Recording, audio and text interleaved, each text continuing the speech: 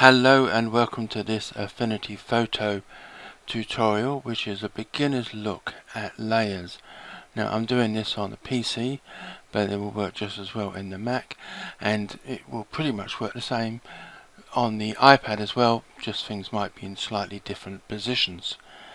I got this image from Pixabay and I'm going to use this to start with, and like any layer that has got pixels on it, be it an image like this, or if I drew out a rectangle over the top of this and filled it with colour, if the whole document is full of pixels, anything that is underneath that particular layer won't be visible.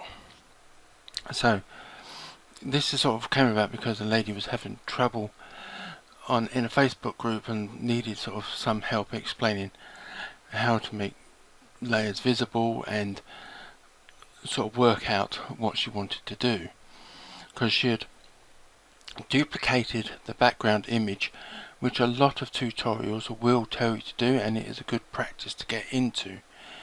So I'm going to right click this layer and duplicate it, and again, in many tutorials they will tell you to turn off the visibility of the bottom one to protect it even more, and the visibility is this tick box here, and if you turn that off, that image layer there is now not visible and can't be edited. So if I turn this one off as well, there are no pixels visible. So whichever one you turn on and off is the one that is going to be edited, and if you have no other layers visible here. So that is a good practice to get into, and that she's done that correctly. But what happened was she then sort of did some adjustments. So I'm just going to quickly add a black and white adjustment because it's the easiest one to see what is happening. And she had sort of kept the bottom one turned on, and I think when she turned off the copy, she couldn't work out why this was still having an effect on the bottom one. It's because I think she'd forgotten to turn off the visibility of the adjustment. So she wanted to be able to compare the original with whatever adjustment she had added. So if you want to do a comparison between your start image and any adjustments that you've made, then you need to turn off the adjustment as well.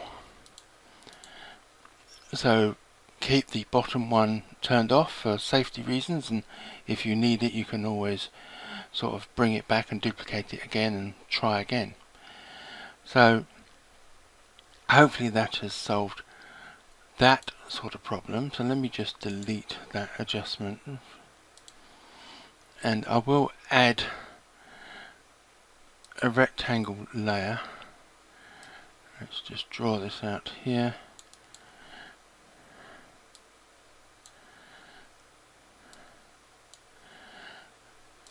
So like I said at the beginning, if you draw out a layer or add any sort of layer and it covers the whole document, you will not be able to see what is below, because it is a sort of solid covering of pixels, be it a picture or in this case one solid colour.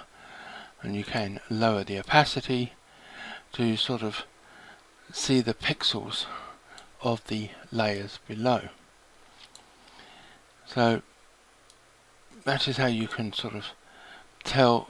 If you can't see anything below it, then it is a layer full of pixels and it is 100% opacity. Now there is some argument about making what are called child layers, and what that basically means is that the layer that you want to make a child layer of has to be attached to the layer you want it to affect. and it will then only affect the layer it is attached to. Now there are a number of ways of making child layers. You can click on the icon and drag it down until you get a sort of half, it doesn't come, well, it goes more than halfway across, a blue line that comes to the sort of the edge of the icon, and when you let go of the mouse button, that layer will be affecting just the layer that it is attached to. Let me just click and drag this out again.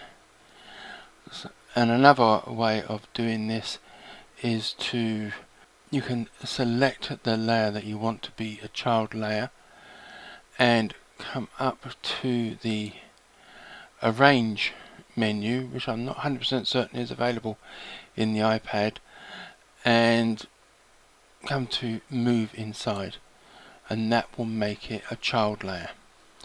So you've got those two ways that you can do it. There is another way which off the top of my head I can't think of at the moment. So let's have a sort of more obvious look at how that works. Is this image here, which is a picture I took of the end of a ballpoint pen, and I'm going to I've added a text layer. I'll make that visible, which I've done in blue, and above that I've added a rectangle layer which is in the multiply blend mode, and if I make that visible, as you can see, that will also change the colour of the blue because it is above the blue layer. So what I need to do is rearrange the order that these go in so that the layer with the text on is above the rectangle.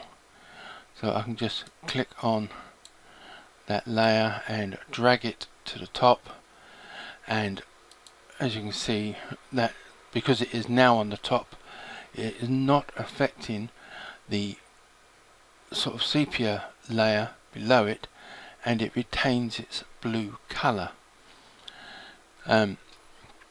If I then wanted to sort of add some other effect above this, for example, I wanted to let's try, I will try levels. So if I alter the levels at the moment, I'll make this quite bright. We'll put it about there. As you can see, I'm also altering the text. So, and I don't want to alter the text, I like the darker blue that it was. So again, I need to move this adjustment below the text, and I can do that just by dragging it down, and if you drag it down and move it more to the left, that sort of blue line will go all the way across, and when you let go, that will now be below that layer. And again, I could make this a child layer of either of those layers, but I'll make it a child layer of the sepia colour and go to Move Inside. So now that will only affect that sepia colour. So if I turn off that sepia colour, it will also turn off the visibility of the levels adjustment, even though it is still turned on technically, but it is not visible because the layer it is attached to is no longer visible. I hope that makes sense, and I hope this answers this lady's questions. So thank you for watching, and goodbye.